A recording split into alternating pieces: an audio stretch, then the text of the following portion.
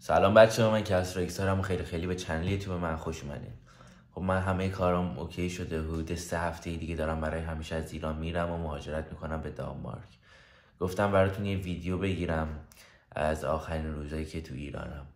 دونید الان خودم نمیدونم خوشحال باشم یا ناراحت بشم. دارم میرم پیشرفت کنم، یه زندگی بهتری برای خودم درست کنم، کلی کار جلومه، ولی دلم برای خانواده‌ام، جایی که بزرگ شدم، دوستام، جایی که خاطره دارم، خیلی قراره تنگ شه. خلاصه گفتم این ویدیو براتون بگیرم از این 2 هفته آخری که تو ایرانم. امیدوارم این ویدیو خوشتون بیاد. سابسکرایب یادتون نره، لایک هم بکنید پای ویدیو. دم همتون گرم.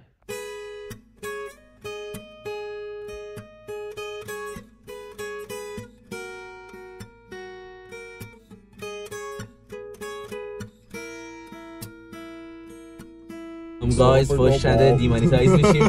خب کیارش چرا میگه بلده با این چوبا موهای منو ببنده؟ فوش نده. ببینیم میبنده. ببند ای جان.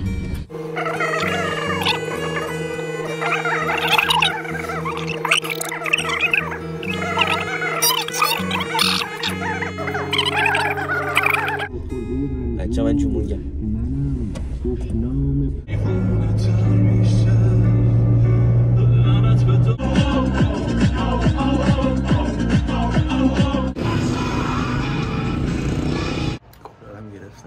شبیه لئون شدم.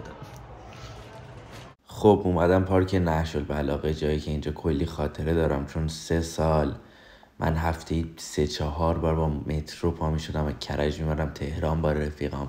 20 نفره میمدیم اینجا اسکیت کنیم، چون تو کرج خب یه دونه اسکیت پارک نداشتیم، مجبور بودیم یه ساعت بکوبیم با مترو و بعد وقتی بیایم تا تهران. خیلی خاطره من اینجا دارم، خیلی زمین خوردم، خیلی داغون شدم، خیلی خندیدم. خیلی ترک کردن اینا خیلی سخته، این که دیگه نتونم اینجا رو ببینم حداقل برای چند سال خیلی سخته.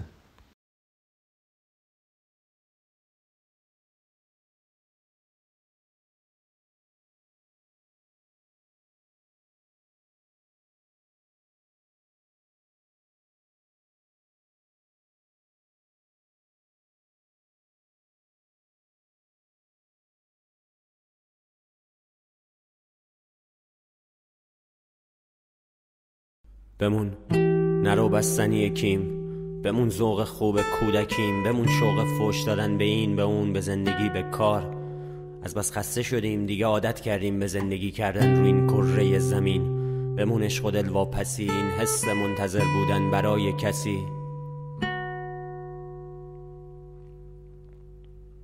پیدام کن قبل از این لعنتی، این زندگی کیری صنعتی که کاری میکنه آخر سر با من بفروشم خودم و برزون ترین قیمتی که تو فکرشم نکنی. بعد بشم یه جسد، یکی که فقط از صبح حرف میزنه، کلش پوک. آدم نباشم چه فرقی داره خب، سپاه سیمرغ یا خوک. تو رو اون لبه را میری چون مطمئنی اگه بیفتی 8000 نفر میگیرن. من روی این لبه را میرم مطمئنم اگه بیفتم همین کمون 8000 نفر نریزن و نزنن منو به خاطر فرودی بدون مجوز از آسمون شانس آوردم. تازه مطمئنم آخرش خسارت ماشینی که روش افتادم و ازم میگیرن. مرسی عزیزم، خیلی خوشحال شدم دیدمت. این همه درد مشترک داریم، حرفمون پشت به پشت با هم یکی. میشه بهم بگی چرا آخرش که جدا میشیم من تا ته میرم تو سلداشقال، تو سوار اون ماشین توشی که 8 اگزوز داره 12 تا بالا. آره بابا چیز اصلا مهم نیست، هر کی قصه خودش داره، قسمت خودش داره. حتما تلاش نکردم خوش شد بعد بکارم دوره. دمت کم، خیلی حال دادی. فقط دستاتو بردار روشون هم بپیچ قبل از اینکه رود بالا بیارم فتیاره.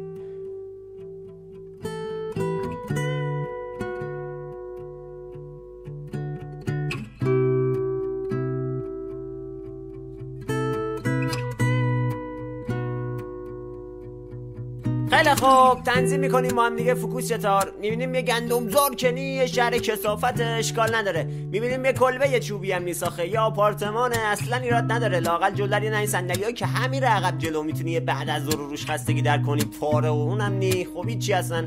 من یه عالمه چیز میز خریدم در با پا وا میکنیم میایم تو، میبینم که یه چیزی داره رو گاز میپزه ولی انگاری خونه نی هیچ کس. وسایل آروم میذارم رو میز، شروع میکنم با خودم مرور کردن جای خراب شدنی‌ها تو یخچال، بقیه جاشون تو قفس است. اونا رو میچینم بعد شروع میکنم به شستن ظرفات. و خواب بودی یهو بیدار میشی، در اتاقو واز میکنی، میای منو از پشت بغل میکنی بی هوا که من همه عمر دنبال معنی زندگی بودم توی نشونه یه فرمولی، تشدیدم همش همینه.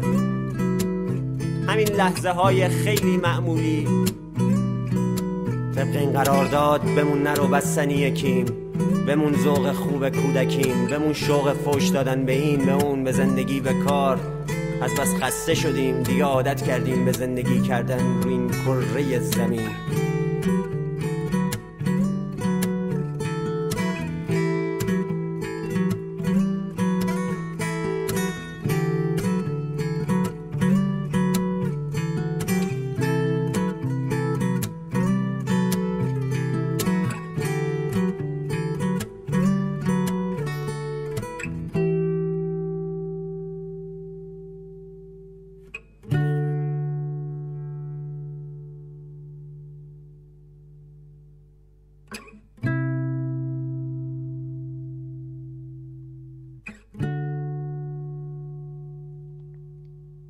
نره خلاصه 3 سال من همیشه اینجا بودم، یه عالم رفیق پیدا کردم اینجا، یه عالم خاطره ساختم و الان باید با همه‌اش خداحافظی کنم.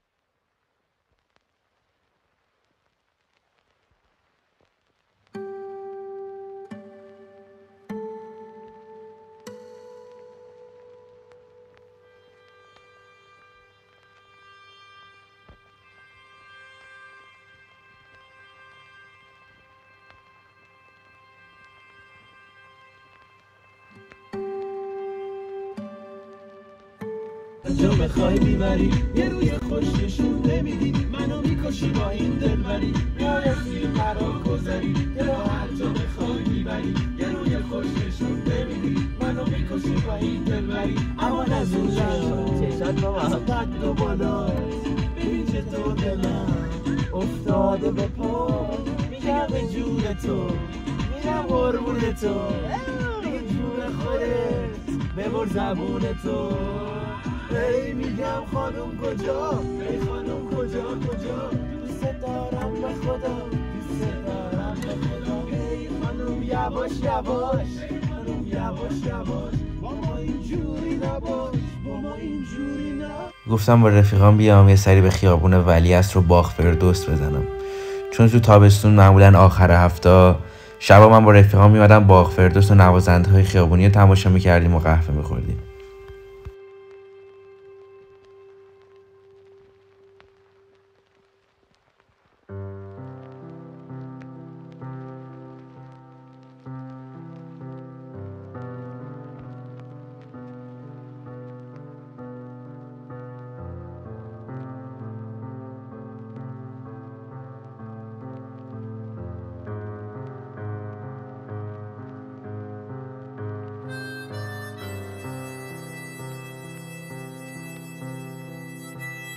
اینجا کافه که همیشه پاتوقم بود و به همون آبجو میداد. کل این کافه با هم رفیق بودیم، 15-20 نفر اونجا بودیم دیگه، 6 ماه روز اونجا بودیم، همه با هم رفیق بودیم، این خانواده بودیم، با هم دیگه مسابقه میذاشتیم که میتونه این آبجو رو زودتر بخوره.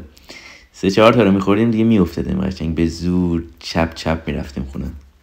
حالا تعریف از خود نباشه ولی من یکی از رکورددارای اینجام که یه روز 8 تا خوردم و دیگه یادم نمیاد چطوری فردا شد. تو این کافه هیچ غریبه‌ای نمیومد، میدونید همه با هم رفیق بودیم، کسی نبود که نشناسیمش. البته اینم محمد، یکی از رفیقای خیلی قدیمیم. اینجا خیابون اصلی گوهردشت کرجه. من 14-15 سالم بود، همیشه این خیابون با رفیقام کارمون این بودی بریم بالا بیایم پایین. یه پاساژ هم پایین خیابون به اسم نیکامال. کل نوجوانی ما این بود که این کوچه رو این خیابون رو بریم بالا بیایم پایین، بین اون تیکه بندازیم.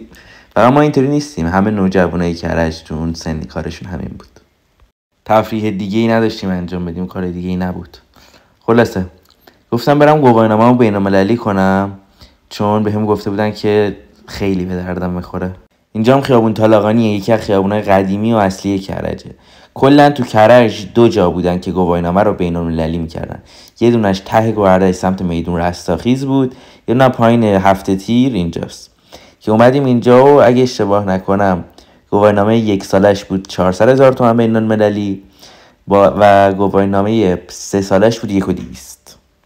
با این گواهینامه میشه تو حدود 70-80 تا کشور رانندگی کرد که مال قراردادیه که سال 1346 با این 70-80 تا کشور نوشتن که فقط هم کشورهای مهمن، کشور الکی مثل سوریه و آفریقا و اینجور جاها نیست.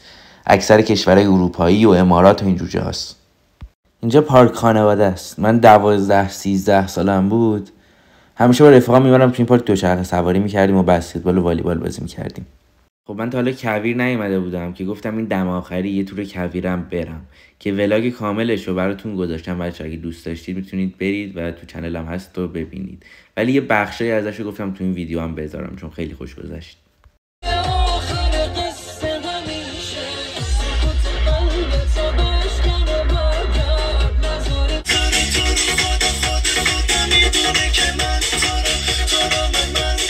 جاتون خالی، یه عالمه فساد کردیم و خیلی خوش گذشت. اینم مزه هاشون بود، همه با خودشون عرق آورده بودن، اصلا نگم براتون.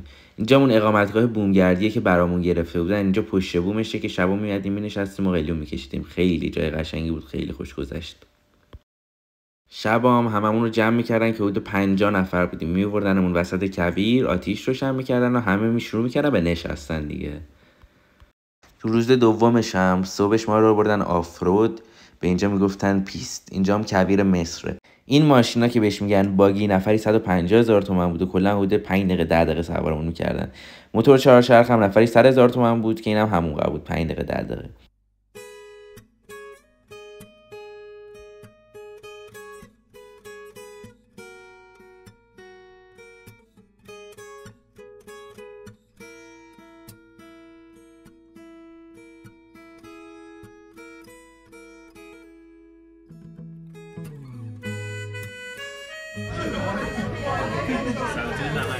خالد دمت گرم، عالی.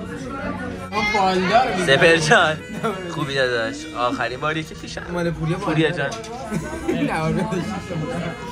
داداش سیگار نکش دیمانیتایز میشن. آخرین شام بغل محمد رضا جان. چه حسی داری داداش؟ اینا کلا جلو دوربین نمیتونن حرف بزنن رفیق من، کلا همشون استادن. خلاصه آخرین غذا با محمد رضا. خاک تو سره، دلم برات تنگ میشه. خب قرار شد 50,000 تومان به محمد رضا بدم اگه این فلفل بخورم تو خالی خالی. غذاشم تموم شده. خب داداش نوش جانت، یهویی کلشو بخور. برو برو دیگه، برو. آره 50 برو یهو برو، بیشتر برو سری بکن یه گازمون بر بزن.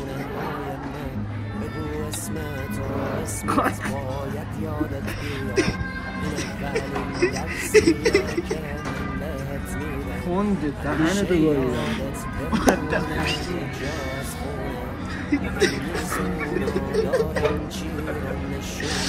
داشت بقیه‌ش هم مخ 50 رو بگیری. داشت سر نزدش رو 50 نمیدم، سریع هم برس دهنه.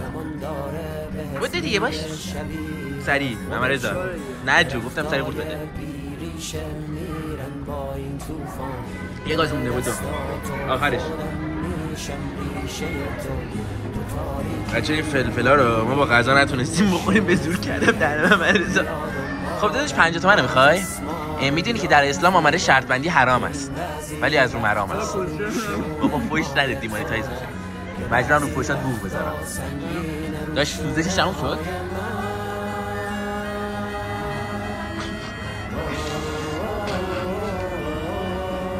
قد میکنی گایده شده. محمد رضا آتشین. محمد رضا برداشت باقی مونده دارید چرا داره بخور داره.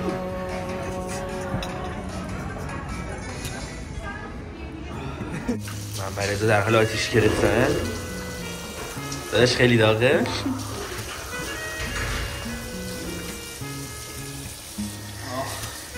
سوختی نه؟ وای کس را زد. محمد رضا داشت هنوز میسوزی؟ کار دارم بودم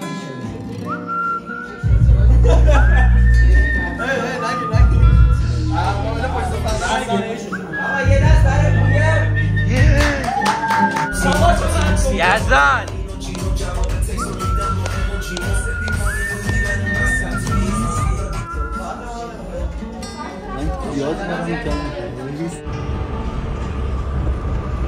شب آخره. بگو اون چیزی که گفتی. بگو هم پیک آخر باشه، جاب آخر باشه. دلم برای تنگ میشه بچه ها. دلم براتون تنگ میشه. امیر جان بیا بابا، دلم برات تنگ میشه پسر قشنگم. من خدا به همه چنین رفیقای اسکلی بده مثل من افسرده نشه. شب بود بیابان بود زمستان بود، بوران بود سرمایه فراوان بود، یارم در آغوشم هراسان بود، از سردی افسرده و بی جان بود، در بر من سیمین بر خوشگل، از جسم راسته بودم غافل، میکوشیدم بهرش از جان و دل، میبردمش با خود توی منزل. اینجاشو بریم آقا جایی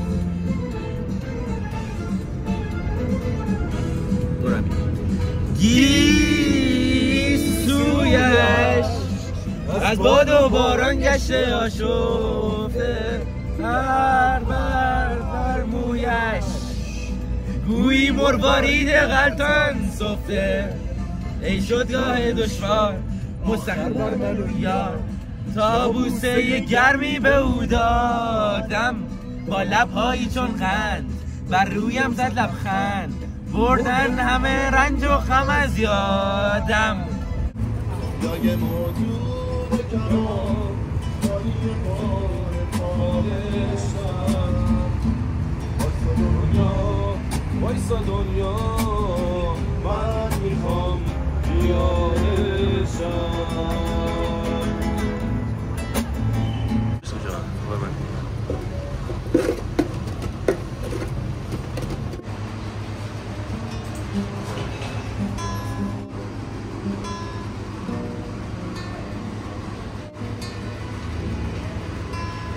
پدر عزیز آخرین روزایی که کرجیم، چه حسی داری؟ پدر من کلا با حرف زدن تو ویدیو مشکل داره. خب اومدیم یه مقدار ادویه بگیریم چون خیلی از این ادویه ها اونجا نیست یا ممکنه پیدا نشه. میکاپ آرتیست پیدا کردم، منو تبدیل کرده به جمونگ.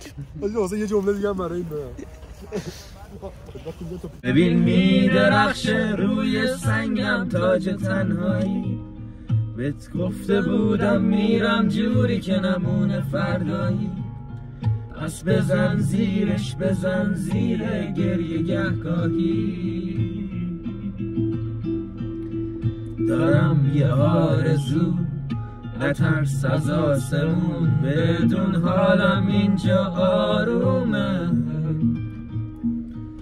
دارم یه آرزو نترس از آسمون، راهی نیست از خاکم تا خونه.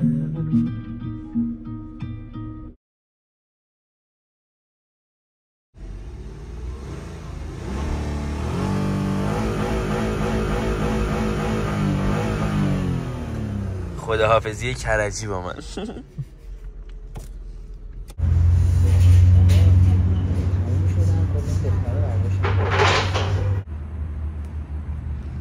تا شب آخر، دفعه آخر.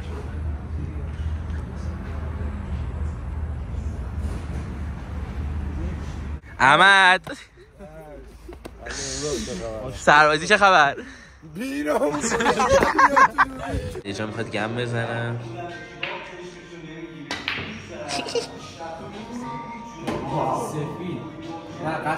ببین سفید تویی؟ آره قصد تو خیلی سفیدی. چطور میزد؟ هرتی که سفید دیدی دیگه سفید نیستی؟ آناناس یه سفیدی هم هده. چی شد زایی شدی؟ آقای قصدم بود کلن دوتا مونده بزن. هردی همیشه زرد و بنفش مونده. نه بابا وقتی بردیا جان سس مفتی میبینه با کسر تایید میکنه، با کسر تایید میکنه. اصلا شما اینجا سیب زمینی نمیبینید، سه لایه سس. بله با آویشنگ نه اینا آویشنگ. سس رو داریم با سیب زمینی میخوریم. آفرین گشنه داداش. رفتی تو یوتیوب. این کافی شاپ هم بالای تئاتر شهره که من تا حالا تئاتر نرفته بودم. گفتم برم تئاتر رو ببینم چطوریه که ویدیوشو براتون گذاشتم. اگه خواستید میتونید برید ببینید.